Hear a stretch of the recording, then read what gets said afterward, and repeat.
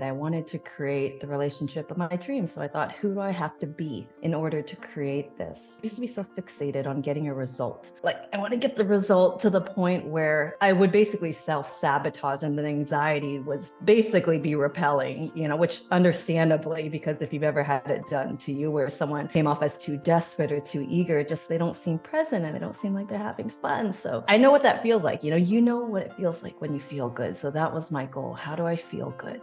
Welcome to the Asian Dating Podcast. I'm your host, May Bugenhagen. I am the founder of Two Asian Matchmakers, which is a boutique matchmaking company that started in Los Angeles. And now I help men and women all across the US and in Asia, especially men that want to meet Asian women. This week, I have Christine Chang. She is a best-selling author, speaker, and podcast host based in Los Angeles. She draws from her personal experience as an independent, career-minded woman who experienced challenges with her romantic relationships. Today, Christine helps modern women navigate the often messy world of dating and relationships with ease, grace, and fun. She loves to share her wisdom via her popular podcast, Show Up with Christine Chang, and on stages across the country. Her book, Show Up, Finding Love for Independent Women, has helped thousands of professional women all over the world create the relationship of their dreams. Welcome to the show, Christine. How are you?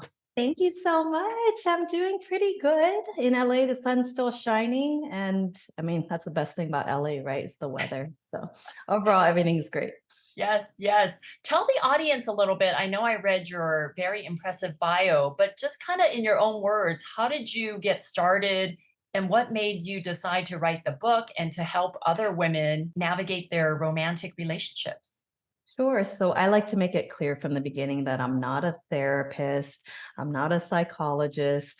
I am an entrepreneurial woman who has had several different careers. I used to work in marketing, and my last career was a wedding photographer, wedding and celebrities for 15 years.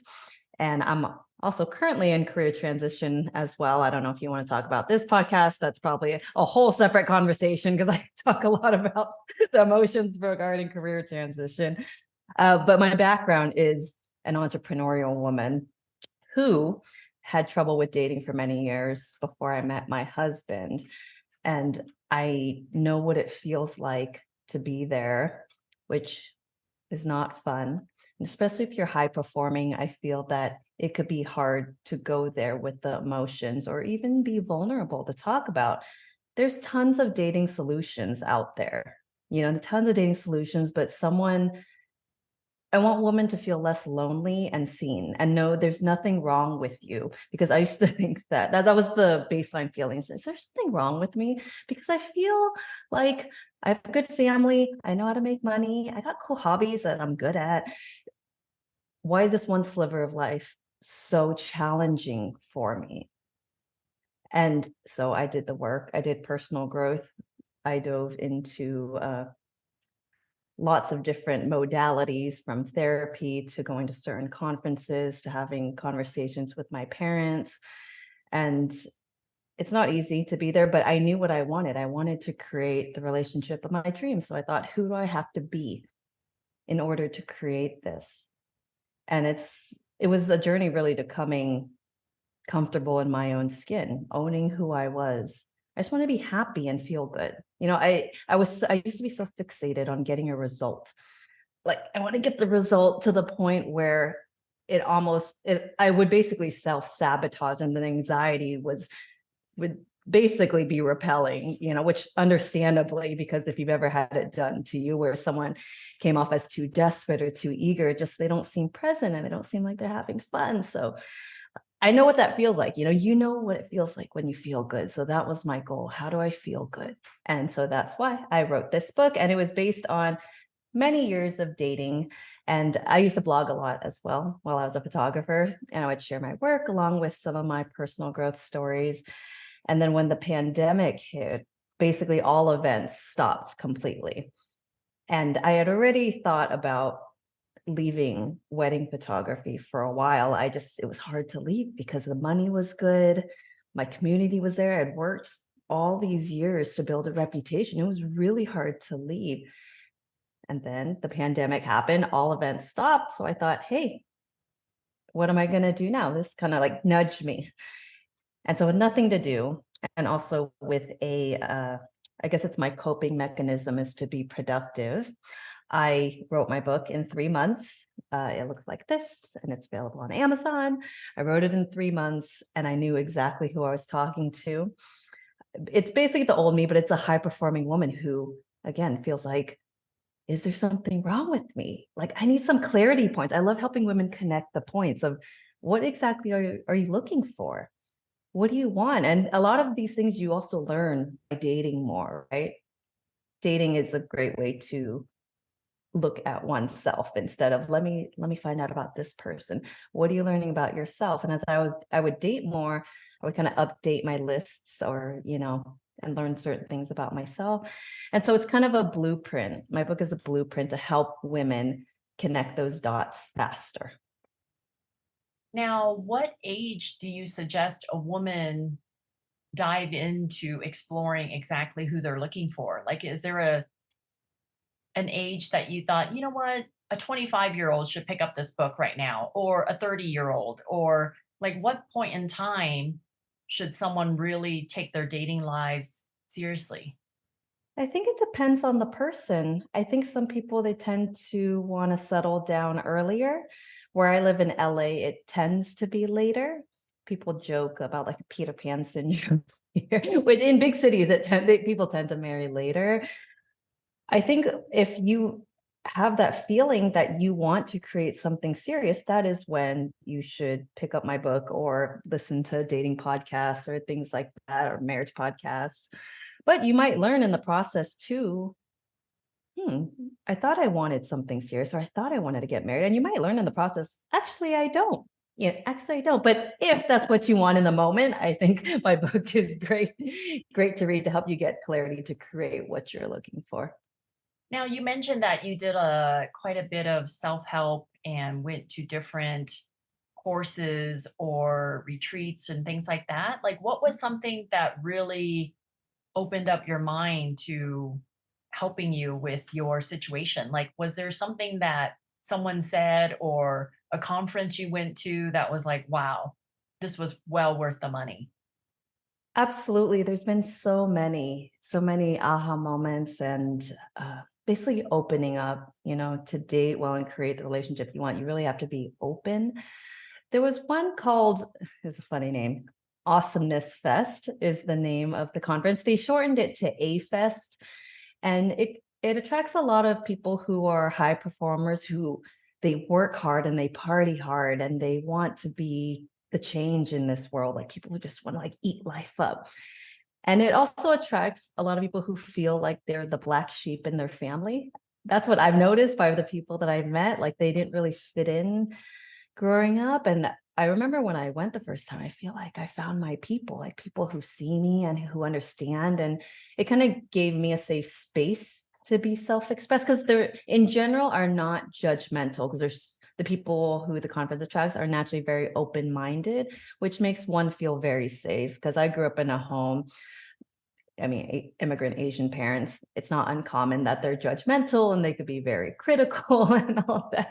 So to me, it was so refreshing that I could let loose and be more self-expressed and not have to hold back of, what do I have? What should I say? Everyone was just so warm, like the eye contact, the hug, all those things. So I started to find my people as I traveled more, went to these conferences. I had several coaches that were very helpful. That would basically, they would call me out on things. For example, I had one, his name was Gypsy. He passed away. He was a Native American older man in his 70s, very wise. And I would see him, every few months for years. And I think he got tired of me talking about my dating life. He would always say, like, why are you choosing these Mickey Mouse ding dongs? But I remember one time he said, hey, if after you leave the session with me and you go outside and you meet your person, are you going to embrace him? And I said, yes, I want a relationship, of course. And he looked at me and like he was almost going to say something. And he just sat back and he said, okay. But I knew exactly what he meant in that moment. He said, no, you're not ready, because there was still more healing I had to do in order to let that person in. And yeah, so it was things like that. However, the biggest thing that I did, and this came through different programs, I took Landmark education as well. Have you heard of Landmark? Yes, yes. Okay, so it's I'm a pretty logical person, so I would say it's kind of based more on logic. It helped me with my communication a lot, but it opened conversations that I had with my parents. And I think if you can heal the relationship with your parents, which is one of the hardest ones, your family, all other relationships will be so much easier. And it wasn't easy to do, but I had a conversation with my mom, who is a traditional tiger mom. She was very tough on us growing up, and we weren't always super close. Like, I resented her for a long time, and she raised us to be extremely independent, extremely capable, but emotionally she was very cold. And I was a very sensitive kid, and I think I wanted a mom that was warmer. So I didn't feel seen. There was a lot of pain there. So I opened up a conversation with her, and Landmark helped me with that, because I didn't know how. Like, I'm like, what do you do? We don't talk like this, you know?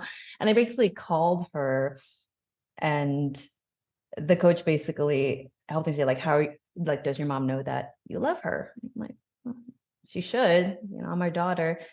He's like, but do you really know? I'm like, I guess I don't. How are you gonna know? I guess I can ask her.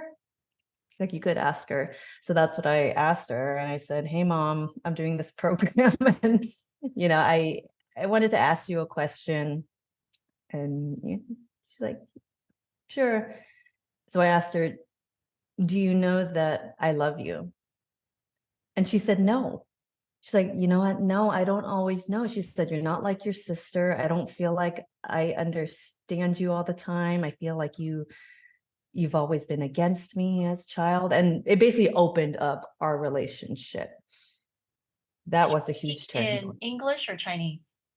We speak in English. My parents speak to my sister and I in a mix of Cantonese and English, but we respond in English. It's basically turned into English. And my parents immigrated here in the 70s. So they have a mix of traditional Asian values, along with, I would say actually they're more progressive than a lot of my Asian friends' parents. Pretty open-minded. Like, they never pressure us to have kids. They might have mentioned like it'd be nice, but they don't sound like that. So that was a huge turning point. And yeah, I think healing, a lot of women or people will ask, but how do I change my dating patterns? How do I become more confident? And I say, you need to heal. And that looks different for everybody. But once you heal, then you see things differently. You show up differently. And so my mom was a very obvious pain point for me growing up. So it was really obvious. I need to heal that. And with my dad, that was more of a blind spot for me, that I didn't know that I had healing work to do with him, because I was always a daddy's girl growing up. He's super patient. He always let me be me. Freedom is a core value of mine. When my parents got divorced, they let us choose who we wanted to live with. And I chose my dad because of the freedom. And also, he just was never criticizing me. He always, it just felt good to be with him. And then so he basically saw me through my teen years. And so we became really, really close. So I never thought I had stuff with him, but I realized when I dove into personal growth, there was a pain point there that I failed to acknowledge, which happened when my parents got divorced. And that kind of first opened up in therapy. Basically, when I went to therapy, I didn't realize how much I suppressed my emotions. And the therapist was fantastic in asking me certain things. The first thing she asked me was, are your parents together or divorced? And I said, divorced. And she just sat back and waited for me to say more. And then my tears just started coming down. And I said, I did not know that that bothered me this much, because I'd had said it so many times since I was a kid, like, oh yeah, my parents are divorced. Yeah, my parents are divorced. And she gave me a safe space to feel my emotions, where that's where a lot of the healing starts. You have to process those emotions and let them out. I had a lot of sadness. I had a lot of anger. And with my dad, what came up was he basically did some things that were out of integrity, and he never apologized about the divorce or acknowledged anything. He didn't take responsibility, or I never heard him say anything. And I realized that it was important to me. So when I got the clarity on that, I wrote him a letter. Sometimes I express myself better in written form, and I think he as well might. It was just best for us. If some people ask, like, should I call, should I, whatever, it just depends. I live in LA, he's in the Bay Area, and I wrote him a letter, and it was really easy for me to write. And I just said, hey dad, this doesn't change how I feel about you. I just want you to know, I said, what happened between you and mom, and the divorce. I said, it's not that you just didn't think about mom. You didn't think about Crystal. That's my sister. You didn't think about me. You didn't think about your family. And you never said sorry. And it impacted me a lot. Sorry, I'm getting choked up. There's other stuff going on right now with my family stuff. Reacting. So I sent it, and it was more for my own self-expression, that I wanted him to know. I didn't need him to do anything. I didn't need him to say sorry. I just he should probably know this. So as soon as I sent it, I felt so much lighter. And I had forgot that I sent it. Sometimes if you've done personal growth, you're kind of in your personal growth high and everything's great. And then next time I went to the Bay Area to visit my parents, I walked into his office and I said, hey dad. And he was completely different. He wouldn't look at me. His shoulders were a little bit slumped down. And he said, I don't know why I'm so emotional right now. I'm so sorry. And he hugged me for a little bit tighter than he normally does. And then in that moment, I realized how important it is for me to tell people how I feel, because you're never in control of how they respond. But it is really important for you to say it. And I saw the impact that it had on my dad. And since then, it really helped with my dating, because I had trouble with self-expression as a kid. And so I realized, like, oh, to create these intimate kind of relationships, this vulnerability, I have to tell people how I feel. So I would say healing the relationship with my parents was probably the biggest turning point for me in shifting around my life and opening up to How old healthy were you? relationship. How old were you when he got this letter? I think I must have been 30, 31, early 30s. Yeah. Okay. And you and your mom, did you guys we didn't finish that story when you were asking your mom if she knew if you loved her, and she said, "No, you don't always tell me." So how did that end the conversation? Yeah, it ended amazing. We basically gave each other a chance to express where we were coming from. And I'm trying to think exactly what the words were saying. And I actually, to be honest, I don't remember. I just remember having a lot more empathy for her and understanding better, instead of thinking as a kid, like it's always moms, it's whatever they do is it's for you, right? It was in my best interest, or at least she was trying to. It was for me. However, with our parents, I think, and through the conversation, I was able to forgive her more, because I had the way that I was treated as a kid. I just made up my own stories in my head. I kind of villainized her, and so just really forgiving that our parents are doing the best that they can. They know. And actually, now that I'm older, I totally value how my mom raised me. Like, I would not want anyone else to raise me. And she, the immigrants, it's more survival mode. So education was really important to them, be capable. She said her goal was, if I throw you girls out into the world, I want you to be able to take care of yourself. That survival mode. And we are extremely capable, and it drives my husband crazy sometimes because we're like, efficiency is really important to us. If you're trying, efficiency is really important. So she taught us all that. She taught us business skills. However, with personal relationships, it didn't translate well because it almost felt like things are never good enough. I'm not good enough. I have to earn love.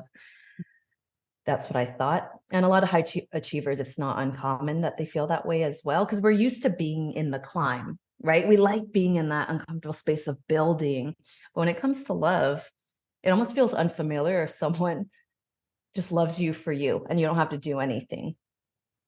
It feels like, what? It can honestly feel boring to some high achievers. And so, you only know what you're familiar with. So yeah, that I had to get used to. And that's my husband. It's just super grounded. And I feel like I could be me with him. That was the number one thing that I look for. I'm like, can I just be me? I dated so many guys where I felt like I couldn't fully be me. And it's very painful. It just reminds me of a kid, of me not feeling able, like I could fully be self-expressed. So that's one of the indicators to me that I'm like emotionally healthy in a good place, is I'm self-expressed. Can I be me with this person? I always I, feel like relationships shouldn't be so hard. When you find the right person, it should be easy and you should be able to feel safe and understood and be yourself, right? Like that's kind of when you realize you knew he was the right person for you, because you felt, okay, he understands me, he gets me, he thinks I'm funny, all my quirks are funny, not annoying or not weird, that kind of stuff. Did your sister choose to live with your dad also, or your mom? no, she chose to live with my mom. So Okay. this is an interesting dynamic. So my sister and I, we get along great now, but growing up, we didn't get along well. We had completely different uh, ways of coping. She For her, she had a lot of anger and emotions as kids, and the way that she would express them would be anger, like fighting with my parents, fighting with me, fighting with her friends. I was more introverted and I would withdraw. And then, for someone looking to connect in certain ways, and then someone who's looking to withdraw, like we were not close growing up. And then we butted heads a lot. We fought a lot. And when we became adults, and then after she had kids, actually, was when we became a lot closer. But she's very similar to my mom, even though they fight a lot. But there was something, I think they understand each other naturally better, as my dad and I understand each other better, personality wise. Like my sister's more fiery, like my mom, like aggressive. And then I'm more like my dad. I have elements of my mom too, and especially as I'm getting older. I'm like turning into my mom, which actually I don't mind. I totally get why. I love that she's very outspoken, and she'll say if someone does something she doesn't like, she's like, you need to tell them, say it. My dad's more patient, quiet, independent, freedom driven. You do you. I value all those things. So yeah, there was just more ease there, choosing to live with my dad. And then my sister. But it's funny though, because we have different memories through our teen years that really shaped us because of that decision. And we only lived like a mile apart. But yeah, through high school and stuff, where she's 2 years older, we had some shared friends, but overall, like, it was competitive. It was competitive, yeah, growing So up. you were still living 2 miles apart and saw each other at school, but you just didn't live together. Correct, Okay. correct. But we Oh, had different groups of friends. Yeah, we had different groups of friends, and yeah, and there was, like, similar to my relationship with my mom, there was a big chunk of years where I just did not want to hang out with her. I just thought, like, if I didn't know, like, if we weren't related, I wouldn't choose to be friends with yeah. someone like you. Yeah, that was the feeling. And photographing weddings for 15 years, I saw so many family dynamics. I'm also always very drawn to connection and things like that. not just between the bride and groom, but just all family dynamics. And I learned through like seeing hundreds of thousands of families, it's actually not uncommon for siblings to have something like that. Because my sister will say as adults, like, God, we fought a lot and had it. And but I tell her, I'm like, it seems that way if you don't talk to anyone. But with me seeing all these families and talking with my friends as well, it was actually more common from my observation that there was some things with the siblings. Of course, there's some families where it's super close. Everyone's really, really close, but it wasn't uncommon to see siblings that you can tell didn't have a close relationship. I think for that, there's many factors. I think parenting is one thing, but I think there's also such thing as just personality, different types of personalities. But for us, we were never raised, like our parents never helped us with conflict resolution. That would have been really helpful. I mean, because of course, growing up, they didn't get it. Like no one did anything. It's just like a free for all, you know? So we didn't learn like conflict resolution. We didn't learn like forgiveness and none of that, communication, none of that. And so as an adult, I sought that out. I sought out, number one, good communication, because that if you have that skill, I think it's one of the most valuable skills to have in life. And not just communicating well, but also self-awareness and knowing what you're feeling so that you can communicate that to the other person. I feel like it's so important that when you come out of a family that has been divorced, that you are self-aware and you realize, you know what, I want to fix this for myself and for my future partner and for my family. Like you seem to been very aware of that and you wanted to find ways to make yourself better, right? So that you knew that, okay, this was what was missing in my family's relationships and I want to do this so it helps me with my husband and kids and that kind of stuff. So that's so important to do. And hopefully people out there, I mean, divorce rate is what, like 55% now, and there's definitely room for all of us to improve these relationships. Your husband, are his parents still together? Yeah, they're still together. They live in New Jersey, and they're immigrants as well from Poland and Scotland. And so the mentality is pretty similar to my family's. I think it's the immigrant mentality of valuing education and work ethic. And their family's big, similar to mine, like 6 siblings on each side of his parents. And so Christmas, it's big. There's a lot of cousins and aunties and uncles.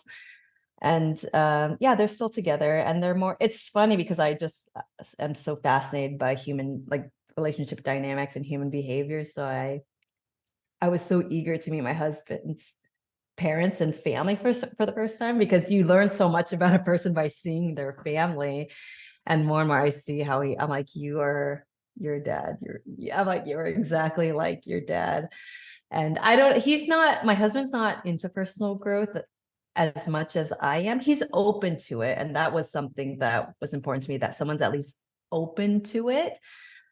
I didn't need someone who had their stuff figured out and is already doing all the things. It's more, I looked for character first, and as someone, because we're always working on ourselves. Someone could have the most self-awareness and they could show up to a relationship not well, whether, if they don't have a good character or if they're not willing to, my husband comes from a family where they're very grounded, they're very humble, simple, healthy. His parents respect their kids, which I've actually never seen that before, because I've always seen parents who think they're right. You should do this, you should do that. And they really respect their kids. Like, what do you like to do? Oh, maybe, we'll try that. Instead of like, no, you're going to come with us and you're going to do what we want to do. It's amazing. It's my first experience having, like, observing what a healthy family looks like. And of course, every family has their things. People fight, they do that. But overall, it's really lovely Yeah. to Yeah. witness and be a part Now, of. your book and your podcast is to help independent women find love. What are a couple of ideas or tips that you can give the women out there to help guide them? If they're so independent, I feel like they must excel at their jobs or they have a great career, they know what they're doing at work, but sometimes that doesn't translate to the romantic or dating lives. Yeah. So, what are some things you can speak upon to share about that? Sure. If you're hyper independent, I think one of the first things is to be open and allow people to help you, because that allowing someone to help you is letting them love you. For example, my mom always taught us, like, don't inconvenience other people. So a guy might say, like, oh, I'll come pick you up, or, I'll do this. I'm like, no, no, no. No, it's very Chinese, actually. Like, no, no, no, no. And I would never let them help me.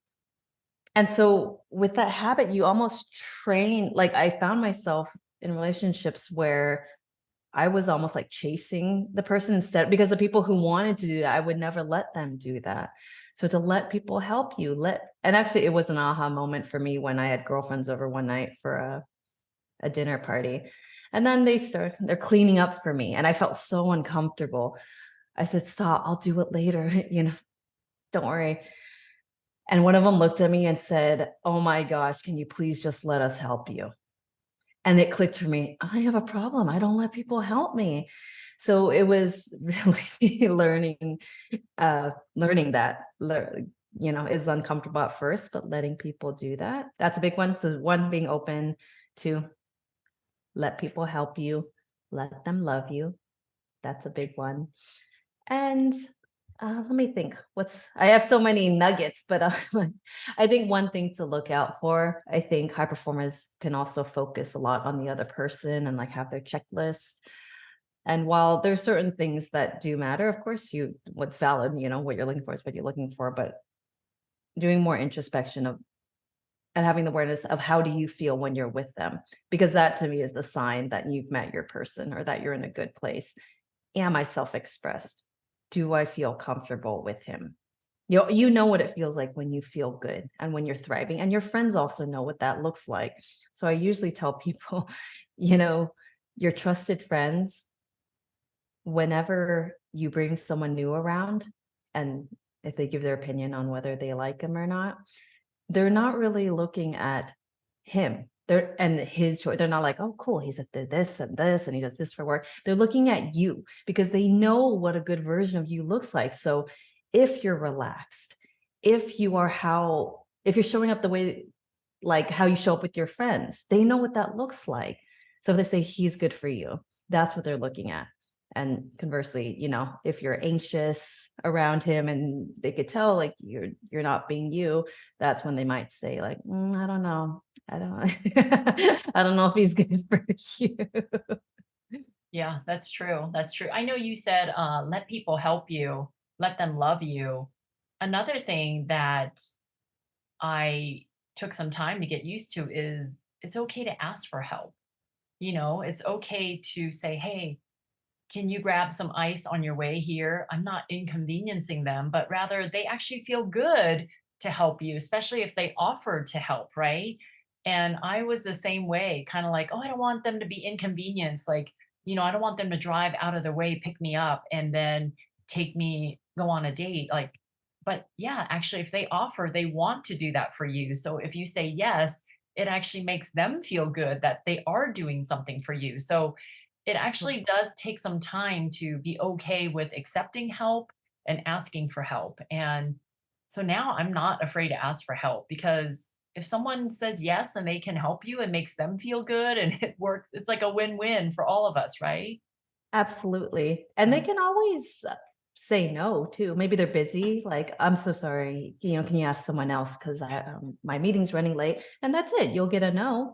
Yeah. But as I'm getting older, I'm getting more comfortable asking as well. Because some women can be really bold with their ask. That it makes me feel a little uncomfortable just because I'm not used to like, oh my gosh. And I really admire them. And I think I need to learn to do that better Yeah. more. So what else? You talked about a little bit about career transition and things like that. What's some advice you can give out to women who may be in the same place where you are, and what have you found out? Do you really want to open that can of worms? Well, we have 9 minutes, so. Okay, I will condense my feelings about this. Well, basically, I have found it to be different than when I was in my 20s. In my 20s, I felt like I had a lot of time to explore. I wasn't as hard on myself for exploring and learning about myself during that time. Now in my 40s, I notice I'm a lot harder on myself. I'm like, am I being efficient? Am I making the right decision? Some feelings were like, I feel like a loser. Like, like one of the things that actually makes, I guess I do put in my self-worth, but I also get really happy generating income. If you're familiar with like the human profile, human design, I'm a generator. So I like generating income. I like when I get the check. I like when I get the deposits in my bank account. And it makes me really happy. And so building the podcast and the book. So my book sales, I call it my lunch money. It's not a ton of money, but I'm not making as much money as I was before. And so I've been really hard on myself in terms of myself, or like, what am I doing? I'm leaving one community that I had built 15 years to be a part of. I'm known in this community in the luxury event space. And all of a sudden I'm basically finding a new community, which is kind of like finding new friends as well. And so it takes time, which it's a lot better this year because I've been doing the things. I've been going to new conferences, putting myself in new rooms, and I'm starting to see the same people now. And so, we recognize each other. And I remember when I look back at when I was building my photography career, yes, it takes years. It takes years to do that. So now that I have more wisdom, I just have to remind myself to remember to stay patient and that it takes time. I honestly think that it takes minimum like 10 years to build your reputation in a certain career. 10 years. And so I just have to remember to be patient with myself. And the book and my podcast is a stepping stone. I am confident that I'm going to get to where I want to go. It's just feeling the feelings while I'm in this space. Sometimes there's unknown, sometimes there's changing my mind. Like I used to think that I wanted to, create a course on dating, and I have a lot of internet marketer friends, they do that because it was more practical and linear. And I learned that it's not what I want to be known for. Like if you think like, what do you want to be known for? It's not that. The book is definitely something I'm putting it out to the world because I know that this conversation is needed. And I told myself if I could just help one woman, because I know how it feels when you're there, I will feel great. And luckily I helped more than one woman. But yeah, my bigger picture is I want to work with Asians in entertainment. I love storytelling.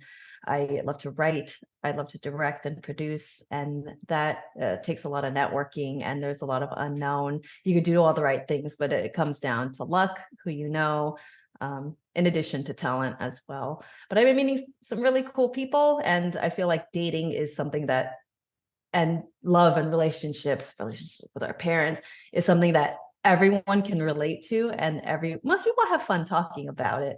So it's a nice point of connection as a conversation starter. So yeah, so we'll see in 10 years when I'm 51 where I'm at. But I'm doing the things, and I'm not gonna lie though, during the letting go of my last career was extremely difficult, and it was a really dark time. I was depressed. It was not easy, and there was also the added layer of the pandemic that didn't help. But it's definitely a lot better. You just have to remember to be proactive and keep doing, and just put myself in a headspace of being curious and learning versus hard on myself of like, you changed your mind, you can't, like, why can't you just choose one thing and commit to it? But it's, you just live your truth. I can feel when something's in alignment or not. So if I learn it's not in alignment, like I used to want this, but I don't anymore, that's okay. Right, right. What about the men out there who want to date a high quality woman and she's independent, very good at her career, makes good money? How do you suggest men go about courting the independent woman?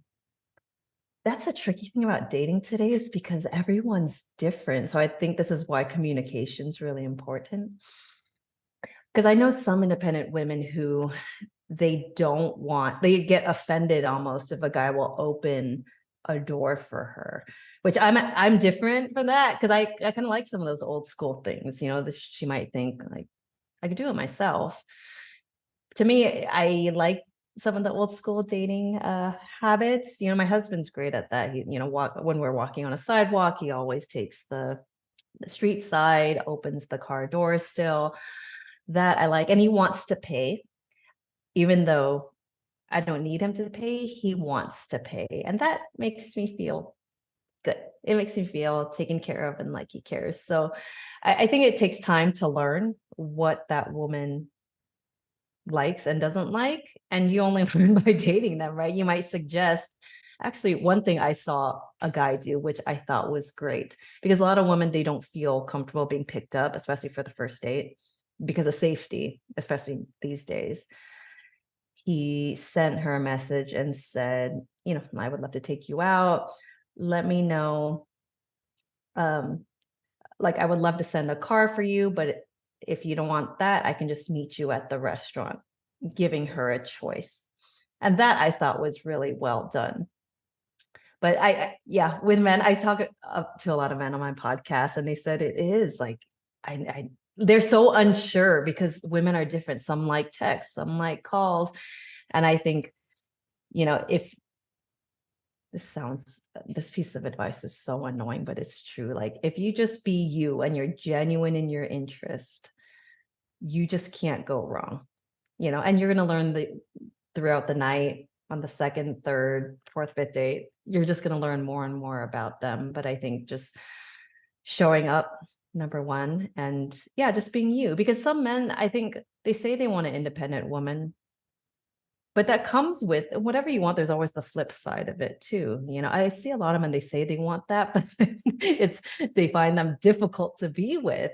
I'm like, maybe you don't want an independent woman, but at the same time, that's the thing. You're never going to get everything. I always remind people that the thing that you love about someone is also going to be the thing that drives you loony. For example, my husband's super patient. I love his patience, but it also means someone who is slower than me, does not have a sense of urgency, and it drives me nuts. But I think I would prefer that than having it the other way, someone who's highly impatient. And like, if I was with me, like two type A's, it would be too much. We'd butt heads all the time. So yeah, basically for men, I would really just say, be you. I don't think there's anything to be apologetic for. Just be you. Ask the questions. If she doesn't like it, you can clarify. And that's what dating is, right? Yeah. That's what dating is, getting to know that person. I know. And there's nothing wrong with asking somebody like, hey, Christine, do you prefer that I call you or text you? And then if you say, actually, I prefer text messages versus calling. Yeah. If you say you prefer texting, then you better reply in a timely manner if he texts you. I feel like don't say one thing and then don't follow through. Like, if someone asked me, May, do you prefer text messages or emails, or should I ping you on Messenger, or should I do a Zoom call? I mean, I prefer text messages. That's actually great.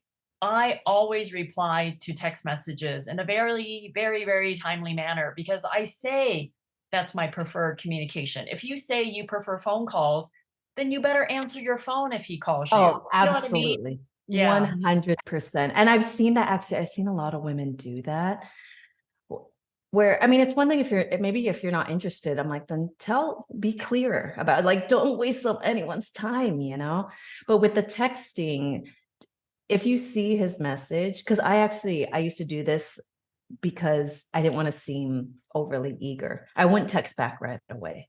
And it really kills, if there's chemistry, it really kills the chemistry. And so that's great advice. Once you see the text, just respond. Yeah, I was just afraid he would think like, oh my God, I'm on my phone all the time, or I'm like waiting for him. But if I see the text, which I check my phone a lot, respond to the text. And it always made me feel good when someone else did that for me. And also that's kind of self-awareness too, and knowing yourself is, the picking up the phone too. Right. I've had women who, they say they want to date, they want to meet their person, and the guy calls and she like throws her phone like, I don't want to pick it up. I said, oh my gosh, I thought you said you wanted a relationship. You need to pick up the phone. Right. The proper relationship will not be all this game playing. That's my